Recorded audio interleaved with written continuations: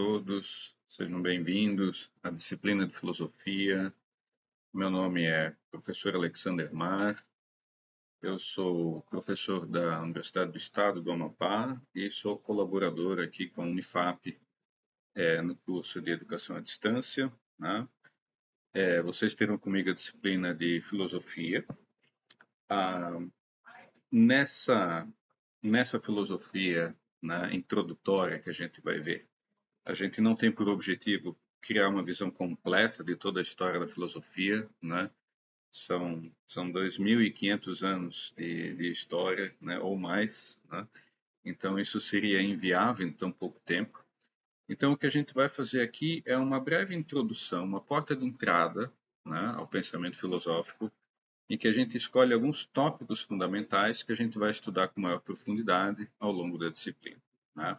Então, a ideia, né, é destacar certos momentos e alguns pensadores que acabaram marcando a tradição filosófica, para a gente entender um pouco melhor como é que o pensamento humano foi se transformando, né, e respondendo aos diferentes desafios, né, que a humanidade enfrentou ao longo da história. Tá? Bom, a primeira parte da disciplina, né, a gente começa com a Grécia Antiga, né? Platão viu o conhecimento como uma espécie de recordação da alma, tá? Um termo que ele famosamente, né, cunhou de anamnese, e ele defendia a existência de um mundo que não é o mundo das aparências, mas um mundo perfeito, eterno, que é o mundo das formas ou das ideias. Tá? Então a gente vai discutir um pouco o que é essa ideia. Tá? Seu discípulo Aristóteles criticou essa separação. Né? Ele afirmou que a forma, a ideia, a essência das coisas está nos próprios seres concretos que se apresentam para nós, aos nossos sentidos, na nossa experiência. E ao fazer essa crítica, ele sistematizou 4 causas: material, formal, eficiente e final. E por fim colocou a ideia de substância, né, como sendo o fundamento do ser. Então, a primeira parte vai ser a gente ver essa diferença entre Platão e Aristóteles, e como é que ela moldou, né, como é que se tornaram duas formas muito distintas que influenciaram profundamente toda a filosofia posterior. Né? Toda a filosofia posterior pode ser mais platônica ou mais aristotélica, né, em função dessa primeira, dessa importante discordância filosófica. Não foi a primeira, mas certamente foi uma das mais influentes. Tá? Depois, a gente vai falar um pouco de Idade Média, vai falar em um pensador chamado Tomás de Aquino, que faz a união entre as ideias de Aristóteles com as ideias do cristianismo. Tá? Então, para ele, o fim último da nossa existência é a bem-aventurança em Deus. Né? Então, ele é um santo, né? Cristão, católico. E na visão de Aquino, a ética se organiza em torno daquilo que ele chamava de virtudes, que são tanto morais, né, quanto intelectuais e também teologais. E ele chama de prudência aquela virtude central, a mais importante, que orienta todas as outras. Então aqui a gente vai ver um pouco como é que a filosofia se articula junto com a teologia para pensar a nossa vida moral. Depois, mais à frente, a gente vai discutir em filosofia moderna as ideias de um pensador do século XVIII, um escocês do iluminismo, chamado David Hume, que é um proponente de uma forma radical de empirismo. Então, para Hume, todo conhecimento vem da nossa experiência.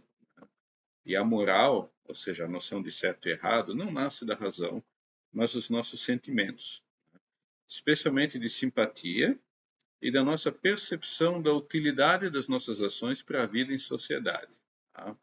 Então, já existe aqui um proto-utilitarismo. Tá? Contemporâneo a Hume, a gente vai discutir entre os modernos também uma outra noção, né, que também é um pouco abstrata, assim como a moral, que é a estética. Né? Então, as ideias de Edmund Burke, que distingue o belo, ligado ao prazer e à suavidade, do sublime, que está ligado ao terror, que está ligado ao espanto, mas que também é capaz de nos provocar fascínio. Né? E, por fim, o último dos filósofos modernos, e provavelmente o mais importante deles, Immanuel Kant, vai defender uma visão própria do que é a moralidade, do que é a educação moral. Né? Ele vai propor que o ser humano precisa ser disciplinado, precisa aprender a escutar, né? A agir por dever, segundo uma noção que ele desenvolve, que é o imperativo categórico, que significa aprender a tratar a humanidade sempre como um fim em si mesmo, com algo que tem valor, e nunca apenas como um meio para a saciedade de nossos interesses particulares. Tá? Agora, entrando em filosofia contemporânea, né, eu escolhi três pensadores. Né, o primeiro deles, do século XIX, Nietzsche. Né, é um filólogo, pensador, que analisa a ideia de ressentimento e a oposição entre o que ele chama de moral do senhor e moral do escravo. Tá? Então, enquanto o nobre afirma a vida e age de uma forma imediata, o escravo ele acaba interiorizando a sua dor e criando valores a partir da negação, né? da negação de si mesmo.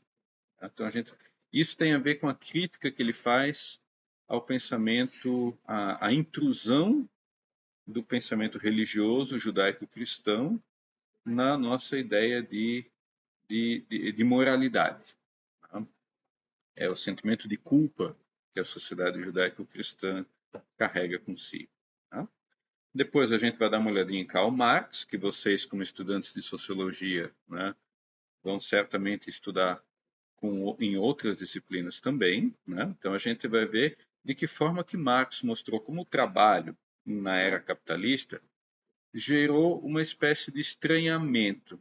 Que estranhamento? Então, o trabalhador ele não se vê no produto que ele cria, porque esse produto que ele cria pertence a outro. Né?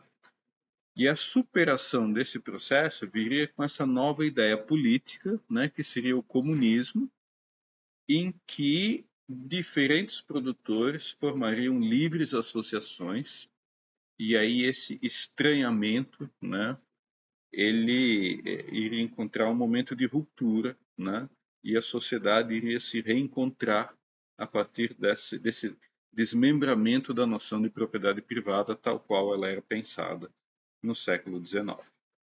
E por fim, nosso último tópico, a gente vai falar um pouquinho de ciência, vai falar do pensamento de Thomas Kuhn, para quem o conhecimento científico não é um acúmulo, uma progressão linear de teorias científicas cada vez melhores, né? Mas a gente tem vários momentos no pensamento científico. Né? A gente tem revoluções. Então, quando um paradigma científico, que não é melhor ou pior do que o anterior, ele é apenas melhor adaptado ao seu tempo. Né? Quando ele entra em crise e ele é substituído por um outro mais adequado, né? Esse é o período em que a gente tem, então, uma mudança de paradigma. E Kuhn afirma que isso foi o caso com as ideias de Copérnico, com as ideias de Lavoisier, com as ideias de Einstein. Então, a nossa intenção aqui é entender um pouquinho como é que é o paradigma, o que é um paradigma científico e quando que eu tenho uma revolução, né, no pensamento científico. Tá? Então, para concluir, né, a filosofia, vocês vão ver, não é algo distante, mas é um convite, um esforço contínuo de compreender o mundo e compreender melhor a nós mesmos. Né? Cada autor, à sua maneira, nos convida a pensar criticamente sobre o conhecimento, a moral, a arte, a sociedade, a ciência. Né? Então, isso que a gente vai ver é uma breve introdução, um breve convite, né, para que ao longo da disciplina, né, a gente possa aprofundar um pouquinho cada um desses temas e perceber como é que eles ainda dialogam com os desafios que nós vivemos hoje no nosso tempo. Tá certo? Obrigado e até o nosso próximo encontro. Valeu!